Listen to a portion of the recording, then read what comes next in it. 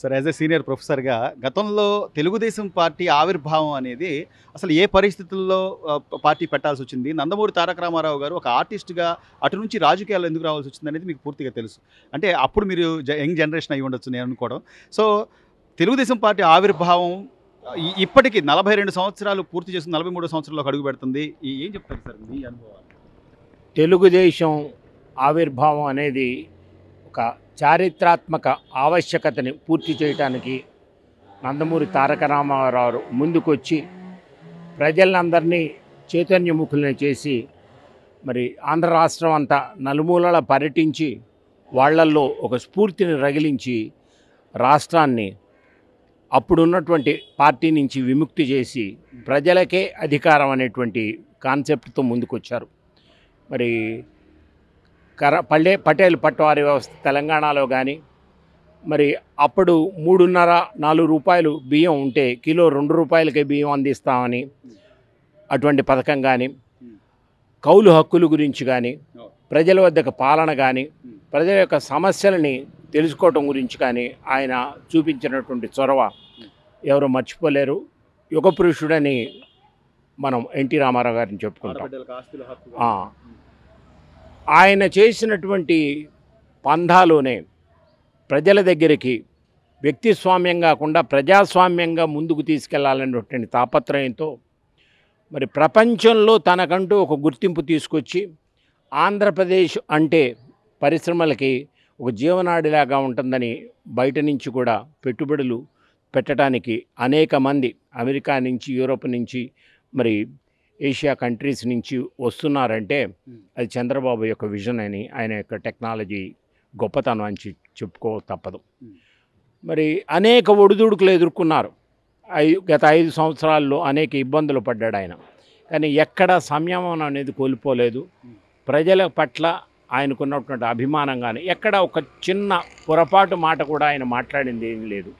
ప్రజల్ని ఏ విధంగా అయినా సరే ముందుకు తీసుకువెళ్ళాలి, అధికారం వాళ్ళ చేతుల్లోనే ఉండాలి, వాళ్ళ యొక్క జీవన వ్యవస్థ అనేది చాలా సంతోషదాయకంగా ఉండేటట్టు రైతులు కానివ్వండి, రోజువారీ వర్కర్లు కానివ్వండి, డ్వాక్రా అనేది ఆయన యొక్క స్ఫూర్తి, ఆయన పెట్టినటువంటి భిక్ష.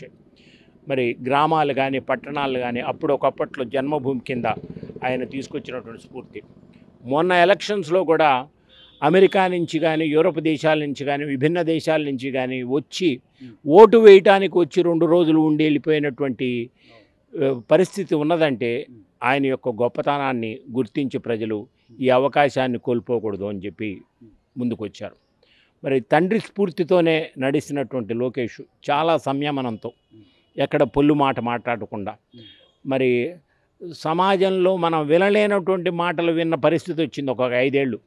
మరి అటువంటి స్థాయి నుంచి రాజకీయాలకి ఒక హుందాతనం తీసుకొచ్చినటువంటి కుటుంబం చంద్రబాబు నాయుడు గారు కానీ, ఆయన కుమారుడు లోకేష్ గారు కానీ, భార్య కానీ, భువనేశ్వర్ గారు కానీ వీళ్ళంతా తీసుకొచ్చారు.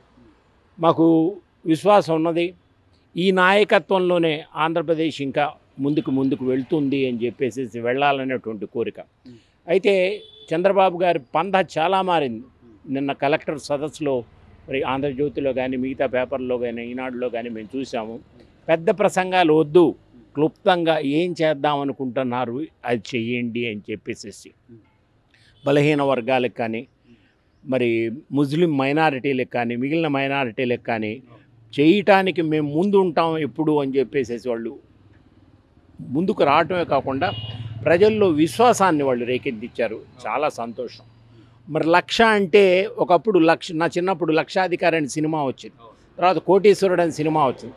లక్షకి కోటికి దాటిపోయి మిలియన్, బిలియన్ నుంచి ట్రిలియన్ ఎకానమీకి, ట్రిలియన్ రూపీ ఎకానమీకి భారతదేశంలో ఒక రాష్ట్రం వెళ్తుందనేటువంటి ఊహ ఎవరికి తట్టట్ల. మరి దేశ స్థాయిలోనే ఆంధ్రప్రదేశ్ ప్రభుత్వం ఒక 5 ఏళ్లలో, నేను సగర్వంగా చెప్పుకుంటున్నాను, 5 ఏళ్లలో ఆంధ్రప్రదేశ్ రూపురేఖలు పూర్తిగా మారిపోతాయి. అమరావతి సాకారం అవుతుంది, పోలవరం కూడా మళ్ళీ పుష్కరాల లోపల సాకారం అవుతుందని మేము నమ్ముతున్నాం. ప్రగాఢమైనటువంటి విశ్వాసం ఆయన యొక్క పరిపాలన దక్షత మీద. లోకేష్ కూడా తండ్రి అడుగుజాడల్లో నడుస్తాడు నడవాలని. కాకపోతే కొద్దిగా ఏంటంటే ప్రజల్లో ఒక అసహనం ఉంది. ఇంతమంది ఇంత విస్తృతంగా పరిపాలించినటువంటి వాళ్ళ మీద చర్యలు తొందరగా తీసుకోవాలని. కాబట్టి ప్రతిదానికి కొన్ని పద్ధతులు ఉంటాయి, ఆ పద్ధతుల్ని పాటించాలి. ఏ పార్టీలో లేని క్రమశిక్షణ అనే శిక్షణ ఉన్నది. కాకపోతే ఇక్కడ 1-2 చోట్ల మన కృష్ణా జిల్లాలోనే 1-2 చోట్ల మన కొత్తగా ఎమ్మెల్యేగా ఎన్నికైనటువంటి వాళ్ళు కూడా కొద్దిగా తొందరపాటుగా ప్రవర్తిస్తున్నారని ప్రజల్లో అభిప్రాయం ఉంది. వాళ్ళు కూడా కొద్ది క్రమశిక్షణ ఉంది. ఏ పనైనా నాకు తెల్లారి అవ్వాలి అని అర్ధరాత్రి 12కి అడిగితే రాదు. అదే రకంగా పనులు జరగటానికి కొన్ని ప్రామాణికతల్ని పాటించాలి, పద్ధతుల్ని అనుసరించాలి. మాకు నమ్మకం ఉంది ఈ తల్లిదండ్రులు మరి ఏ క్షణాన లోకేష్కి లోకహితాన్ని కోరేవాడు అని చెప్పి పేరు పెట్టుకున్నారో ఆయన ఇంకా రాష్ట్రాన్ని ముందుకు తీసుకువెళ్తారని, మరి కూటమి తరపున పవన్ కళ్యాణ్ గారు కానీ మిగతా వాళ్ళు కానీ చంద్రబాబుకి అండగా నిలిచి ముందుకు తీసుకువెళ్తారని మేము మీరన్నట్టుగానే అంటే నందమూరి తారక రామారావు గారి దగ్గర నుంచి కూడా సంక్షేమ పథకాలకు పెద్దపీట వేస్తూ ఒక నూతన ఒరవడిని సృష్టిస్తూ, అంటే ఈ చంద్రబాబు నాయుడు గారు కూడా వచ్చిన దగ్గర నుంచి పేదవాళ్ళకి ఒక 5 రూపాయలకు పట్టేడు అన్నం దొరకాలని అన్నా క్యాంటీన్లో పెట్టిన నేపథ్యం కానివ్వండి, లేదా రోడ్లు, రవాణా వ్యవస్థ, ఉద్యోగ అవకాశాలు, లేదా జీవనాడి లాంటి పోలవరాన్ని పూర్తి చేయాలనేటువంటి ఆయన సదుద్దేశాలు కానీ వీటన్నింటినీ కూడా ఈ రోజున ఏదో మేము భూస్థాపితం చేసేస్తాం, అసలు పార్టీ జెండా కనపడకుండా చేస్తాం, కుప్పంలో ఇన్ని రకాలుగా మాట్లాడినా కూడా అలా నిలబడి ఉందంటే అది ఆ కార్యకర్తలు కానివ్వండి లేదా ప్రజల అభిమానం అనుకోవచ్చు అంటారు. గుండెల్లో నుంచి ఎవరిని రెచ్చగొట్టేటువంటి పద్ధతి కాకుండా సంయమనంతో వాళ్ళ ముందుకి ఇది మన పరిస్థితి, ఇది మన భవిష్యత్తు, ఈ భవిష్యత్తు కావాలా వద్దా అని మరి ఎవరిని చిన్నబొచ్చకుండా అందరినీ కలుపుకు వెళ్ళి ఇన్ఫ్రాస్ట్రక్చర్ డెవలప్ చేయడానికి, టెక్నాలజీ డెవలప్ చేయడానికి, జీవితాన్ని సుఖమయం చేయడానికి పన్నులు పెంచకుండా, కరెంటు పెంచకుండా మరి అన్ని రాయితీలు ఇచ్చి పరిపాలన చేయటం సామాన్యుడి వల్ల కాదు. మరి చంద్రబాబు గారి నాయకత్వంలో ఈ భవిష్యత్తులో ఈ కూటమి తరపున ఆంధ్రప్రదేశ్ ఇంకా ముందుకు వెళ్ళాలని కోరుకుంటున్నాను.